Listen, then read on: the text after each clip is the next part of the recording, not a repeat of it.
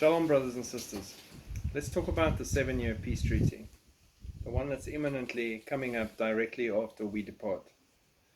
So, if we start with the Abraham Accords, the Abraham Accords preparation for the time of Jacob's trouble. I think it's really important for various reasons, and we'll get into that.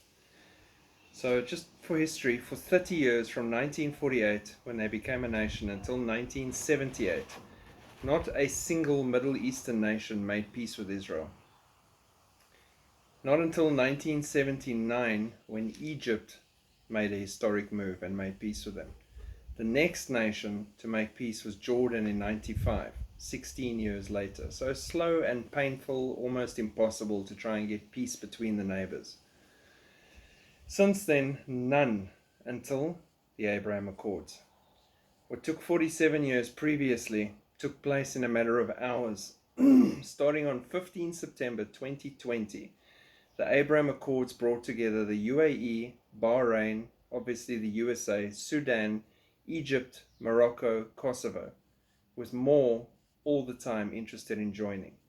Even Iraq, some of their top people are having discussions about the possibility of maybe joining. So now we have a covenant with many that can be strengthened.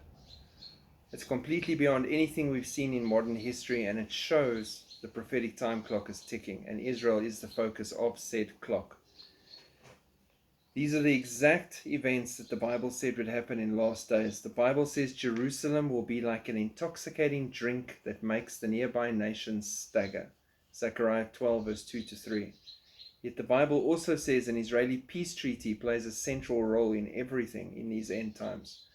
Over 2,500 years ago, Daniel said a mighty ruler will enter into a covenant or a treaty with Israel for a period of 7 years. Daniel 9:27. This treaty kicks off the 7-year tribulation period. All right? Daniel 9 verse 27. Then he shall confirm a covenant with many for 1 week.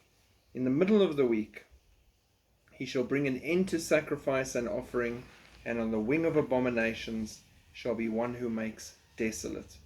Okay, this is your tribulation wrapped up right there. It's the final week of Israel's transgressions playing out, and it begins with the signing or the strengthening of an existing treaty.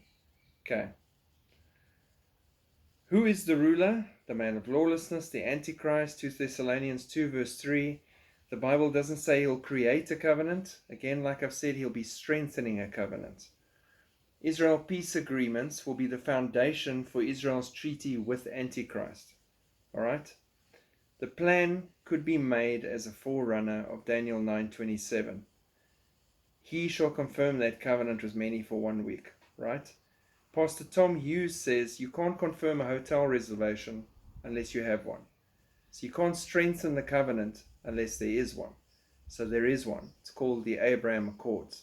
All right? Israel to convene leaders from the Abraham Accords nations in a historic summit right now, March 2022. Israel is convening a summit of the top diplomats of the United States and 3 of the 4 Arab countries that normalized relations under the Abraham Accords, a sign that ties are getting closer. Yair Lapid, Israel's foreign minister, will meet with his counterparts from the United Arab Emirates, Morocco, and Bahrain during a 2-day summit early next week, according to a tweet posted Friday. So that's now. U.S. Secretary of State Anthony Blinken is also set to attend. Biden working to add Saudi Arabia to the Abraham Accords. The Biden administration is holding meetings with Saudi Arabia on the issue of normalization with Israel.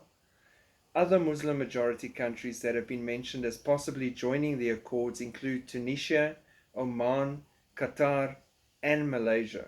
You're starting to see the picture here of a covenant with many. Jared Kushner visits Jerusalem, tells the Knesset members that it's time to deepen and expand the Abraham Accords to other Arab nations. The Biden administration now continues working to expand normalization efforts and to deepen Israel's existing relationships to bring new countries in. This is shocking because you would have thought Biden would be working against it since he would attach it to Trump and the previous administration.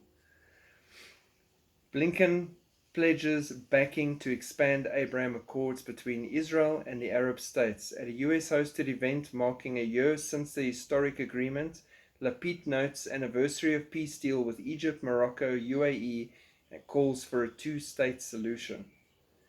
Biden administration is laying the groundwork to push to expand the Abraham Accords. They have a renewed push to encourage more Arab countries to sign accords with Israel and work to strengthen existing deals after last month's devastating war in the Gaza Strip disrupted all diplomatic efforts.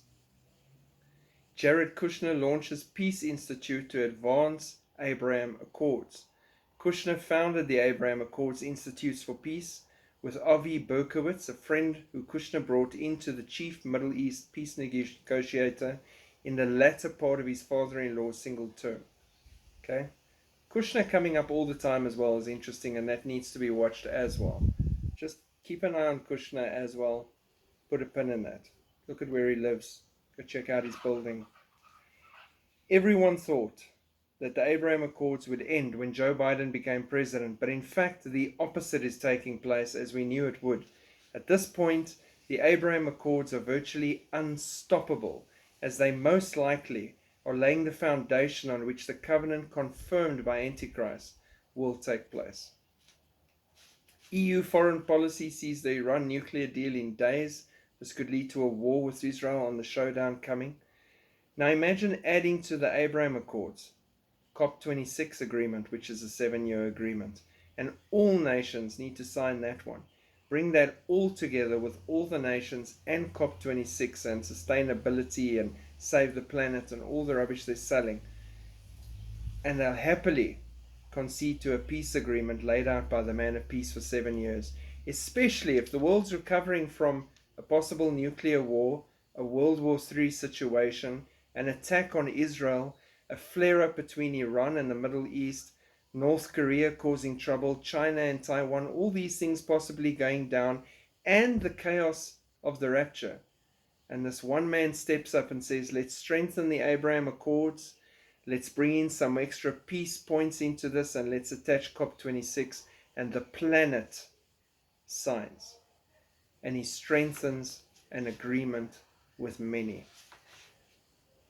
It's interesting that even though the new administration under Joe Biden wanted to initially change the name of the Abraham Accords when they started out, they couldn't.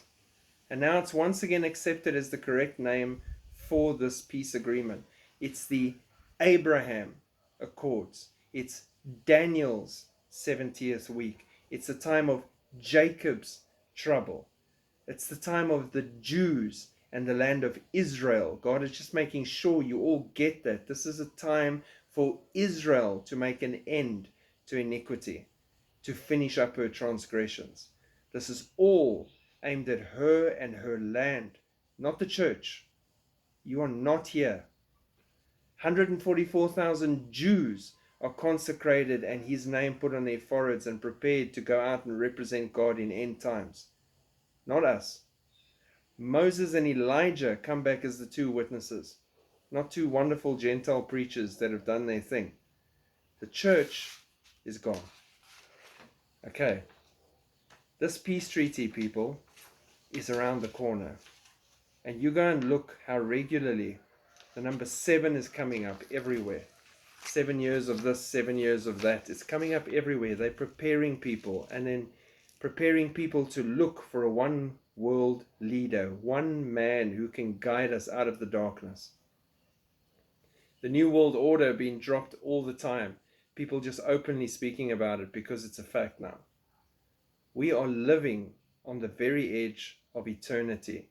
And I don't know how much longer people can keep their eyes shut to this, or be more focused on who Will Smith slapped than the fact that Jesus Christ could be back at any minute. We need to get down and get dirty and get in there and make a difference. We need to work on our relationship with Jesus Christ and spend time with him in his word and seek his face, that he may know us and we may know him. It's a relationship. There's a huge difference between just a free gift and now you sit back and do nothing. That's not a conducive relationship. There needs to be a relationship. Work on your relationship with God. This 7-year period begins shortly. Get ready, keep watching, keep looking up, keep listening for the trumpet. God bless. Shalom.